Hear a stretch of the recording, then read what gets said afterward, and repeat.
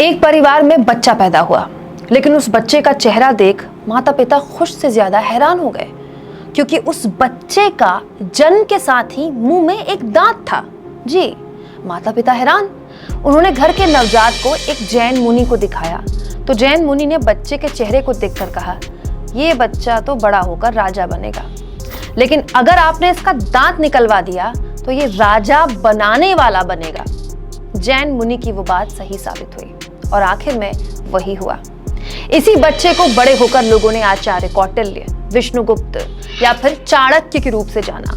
दोस्तों, आज मिसाल में मैं बात करूंगी उस चाणक्य की जिसकी अर्थशास्त्र, राजनीतिक ज्ञान की नीतियों पर दुनिया भर में आज तक चर्चा होती है और हजारों साल पहले कही हुई बातें कैसे आज भी बिल्कुल काम की हैं और वह आपकी जिंदगी कैसे बदल सकती हैं। वो चाणक्य हैं कौन, उनके बारे में आज हम मिसाल में बात करेंगे। बात बात पर जो व्हाट्सएप या सोशल मीडिया में आपको चाणक्य की बातें, चाणक्य की नीतियां फॉरवर्ड की जाती हैं, चाणक्य का व्यक्तित्व, उनकी बुद्धि इससे कहीं ज्यादा विराट थी। आगे मैं आपको बताऊंगी चाणक्य की वो सिद्धांत, वो छोटी छोटी बातें जो आपकी जिंदगी पूरी तरह से बदल सकती हैं। लेकिन आइए आपको पहले चाणक्य की दुनिया में लिए चलते हैं। दोस्तों, ये दौर है 375 BCE का।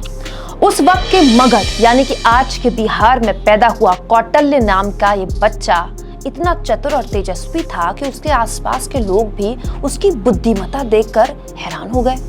इलाके के पंडित राधा मोहन ने कौटिल्य की बुद्धि की क्षमता को वक्त पर पहचाना और उस वक्त की दुनिया की सबसे पुरानी और शानदार विश्वविद्यालय तक्षशिला, जो कि आज के पाकिस्तान में उसके अवशेष मिलते हैं, वहां कौटिल्य का दाखिला करा दिया। मगध से तक्षशिला। चाणक्य तक्षशिला में न केवल छात्र, वहां के कुलपति, बल्कि बड़े बड़े विद्वानों को भी अपनी बुद्धि से आकर्षित कर रहे थे। उनके चर्चे पड़ोसी राज्य के राजा पोरस तक पहुंच गए। उसके बाद कौटिल्य, क्योंकि बाद में इनको चाणक्य नाम मिला, तब वो कौटिल्य के नाम से ही मशहूर थे।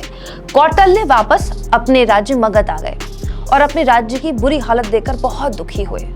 सत्ता में बैठे लोग राजशाही तो कर रहे थे, लेकिन राज्य की जनता की किसी को नहीं पड़ी थी।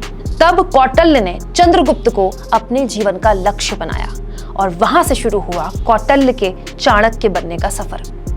कौटिल्य उर्फ विष्णुगुप्त उर्फ चणकपुत्र उर्फ चाणक्य ने तब चंद्रगुप्त को शिक्षा दी, दीक्षा दी, उन्हें गहनता से राजनीति, युद्ध नीति, अर्थनीति का ज्ञान दिया और चंद्रगुप्त को मगध का सम्राट बना दिया। मौर्य शासन प्राचीन भारत के सबसे स्वर्णिम शासनों में से आज भी एक माना जाता है, जो 321 बिफोर कॉमन एरा यानी कि BCE से 185 BCE यानी कि बिफोर कॉमन एरा तक चला।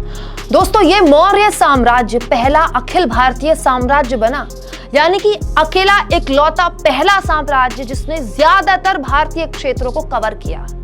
मौर्य शासन इतना विराट हो गया था एक वक्त में कि मध्य और उत्तर भारत के साथ साथ आधुनिक ईरान तक इसके कुछ हिस्से फैल गए थे। सोचिए कहां तक इसकी जड़ें फैल गई थी। इस साम्राज्य की बुनियाद चाणक्य की राजनीतिक, अर्थशास्त्र और शासन की बेजोड़ सूझबूझ रही। दोस्तों, चाणक्य चाहते थे कि उनके ज्ञान का भारतवर्ष में आने वाले सम्राट भी भरपूर फायदा उठाएं, क्योंकि ज्ञान तो बांटने से बढ़ता है। इसीलिए उन्होंने एक राजनीतिक रणनीतिकार होने के अलावा इकोनॉमिक्स, लीडरशिप और सरकार कैसे चलाई जाए इस पे ग्रंथ लिखा, जिसका नाम है अर्थशास्त्र। आप चाहें तो आसानी से आपको आसपास की लाइब्रेरी में ये किताब अभी भी मिल जाएगी अपनी भाषा में। अर्थशास्त्र बताता है कि कैसे एक राज्य को अपनी अर्थव्यवस्था को व्यवस्थित रखना चाहिए और सत्ता को बनाए रखना चाहिए। यानी कि चाणक्य उस वक्त जानते थे कि इकोनॉमी और पॉलिटिक्स, इन दोनों की समझ राजा को होना बहुत जरूरी है और इन दोनों का इस्तेमाल जनता की भलाई के लिए राजा कैसे इस्तेमाल कर सकता है। दोस्तों, इस किताब अर्थशास्त्र का एक बहुत ही इंपॉर्टेंट पहलू है जासूसी। जी हाँ, चाणक्य ने उस वक्त राजा को सिफारिश की इस किताब के जरिए कि शासन के लिए निगरानी बल के रूप में काम करने का मुखबिरों का एक बड़ा नेटवर्क राजा के पास बहुत जरूरी है, होना चाहिए, जो किसी भी राजा को आने वाले खतरे के लिए आगाह करे। यानी कि जो दुनिया भर में जासूसों का जाल बिछा हुआ इस वक्त आप देख रहे हैं, इन पर फिल्में आप देखते हैं, इनकी खबरें आप पढ़ते हैं, वो किसकी खोज है ये आपको मालूम होनी चाहिए। चाणक्य उस वक्त ये समझ गए थे कि जैसे जैसे किसी राजा का साम्राज्य बड़ा होता है उसके लिए खतरे बड़े होते हैं, और वो बड़ा खतरा सेना के साथ साथ, एक बड़ी और मजबूत सेना के साथ साथ मुखबिरों का यानी कि जासूसों का एक बड़ा नेटवर्क उसे मदद कर सकता है उस साम्राज्य को बनाए रखने में। और देखिए, आज ऐसा कोई देश नहीं है जिसके पास अपनी खुफिया एजेंसी नहीं है, चाहे बात करें भारत की रॉ की, या फिर बात करें मोसाद की, या फिर बात करें CIA या FBI की। बाद में चंद्रगुप्त के साथ ही उनके पुत्र बिंदुसार और फिर उनके पौत्र महान सम्राट अशोक ने भी चाणक्य की रणनीतिक, राजनीतिक, अर्थशास्त्र की सूझबूझ का अपने साम्राज्य के विस्तार में इस्तेमाल किया। चाणक्य की बुद्धि और ज्ञान इतना विराट था कि उनके उद्देश्यों से हम अपनी लाइफ में सक्सेस पा सकते हैं। दोस्तों, चाणक्य नीति कहती है कि व्यक्ति को अपनी गलतियों से नहीं, दूसरों की गलतियों से सीखना चाहिए, क्योंकि खुद पर प्रयोग करके अगर हम सीखेंगे तो हमारी जो उम्र है वही कम पड़ जाएगी।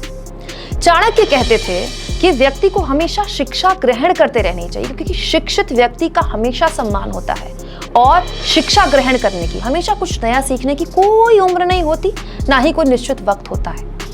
दोस्तों, चाणक्य नीति दोस्तों पर भी खूब कहती है। चाणक्य कहते हैं कि दोस्त बनाते समय भली भांति हमें विचार कर लेना चाहिए, और दोस्तों पर भी कभी पूरा विश्वास नहीं करना चाहिए, नहीं तो बाद में पछतावा होगा। क्या पता कौन दोस्त कब दुश्मन बन जाए। चाणक्य नीति कहती है कि कभी भी किसी का सार्वजनिक रूप से अपमान न करो, क्योंकि मनुष्य मौका मिलते ही अपमान का कैसे बदला लेगा आपको नहीं पता। दोस्तों, आज भी अगर कोई बहुत ही बुद्धिमान इंसान होता है तो हम कहते हैं कि यार ये तो बहुत बड़ा चाणक्य है ना, क्योंकि चाणक्य का मतलब अक्ल होना नहीं है, अक्ल और समझ और उसका सही तरीके से इम्प्लीमेंटेशन, यही है असली चाणक्य नीति।